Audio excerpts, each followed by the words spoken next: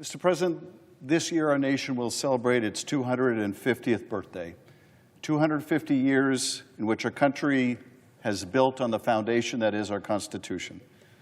The framers could not conceive of exactly what the future would bring, but they did anticipate a great deal, in significant part because they could count on some of the immutable characteristics of human nature, of institutions, of communities, like the attraction of the accumulation of power, and how, unless that gravitational force is counterbalanced, one institution or one man can come to dominate the life of a country.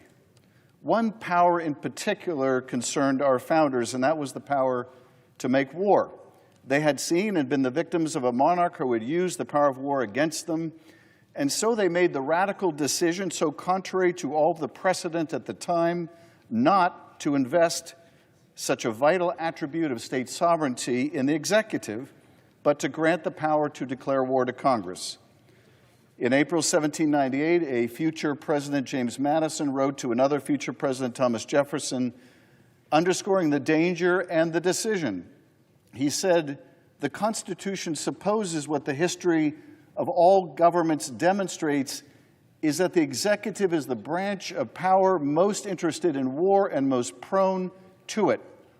It has accordingly, with studied care, vested the question of war in the legislature." Most prone to it. Words written more than 200 years ago and so fitting for today, when in but his first year in office, the President has used military power in Iran, Nigeria, Syria, Yemen, and most significantly in Venezuela. After months of escalating military action against boats in the Southern Caribbean, after amassing a massive military armada on the doorstep of a foreign nation, the administration dispatched American service members to invade and arrest the corrupt leader of Venezuela, Nicolas Maduro. Military action that we were repeatedly told would never come to pass by a president who promised to avoid starting new foreign wars, engaging in nation building, or conducting regime change operations. This operation was not about narcotics, nor was it about democracy. It was about oil. The military occupation in Venezuela captured the country's corrupt dictator, but has left the corrupt, drug-running regime in place instead of turning over the reins of governance to that country's legitimately elected leadership of Maria Corina Machado and Edmundo Gonzalez. And now our president has committed to running Venezuela for years in order to exploit its oil resources.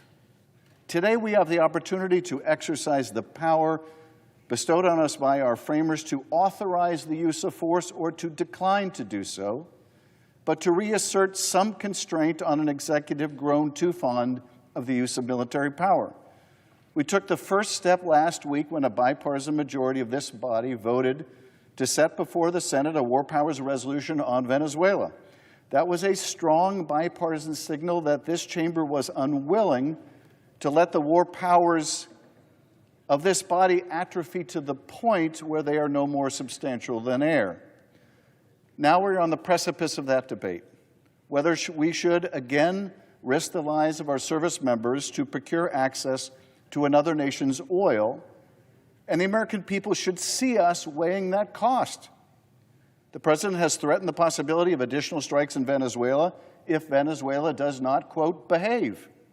And by behave, I think we have to acknowledge that the behavior the President expects is for that country to share access to its oil wealth with American oil companies.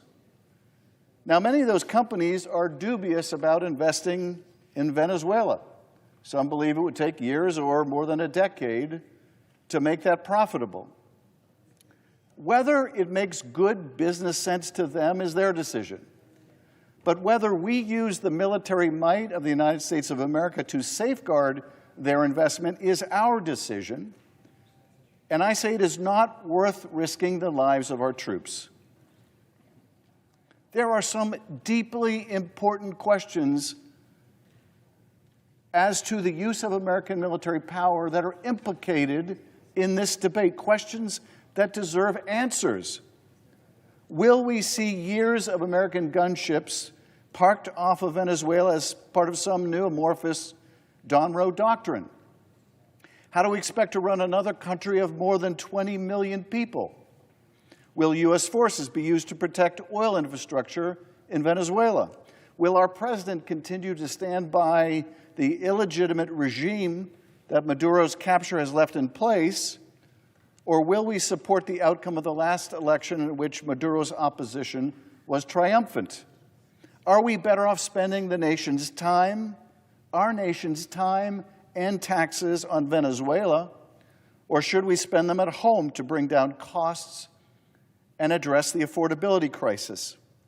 Our service members and their families deserve answers to these questions before we ask any service member to put their lives on the line. Let us make sure they get those answers. Let us have this debate. Let us move beyond a parliamentary point of order designed to hide from the American people the cost of our military involvement in Venezuela, the continuing cost of it. Let's have the fulsome debate that deserves, because at the center of this debate is a question of whether we want to risk our service members' lives in order to secure the oil resources of another country. I do not believe it is worth doing so, but let those who believe that it is worth the risk, the danger to our service members and their families, let them come to the Senate floor and make that argument. Let us have this debate. Let's not hide behind some parliamentary maneuver to even avoid a conversation here. There hasn't been a single hearing in committee, open hearing on this subject, not a fulsome debate over the use of our military power. Let us do so now. Mr. President, I yield back. I recognize the Democrat leader.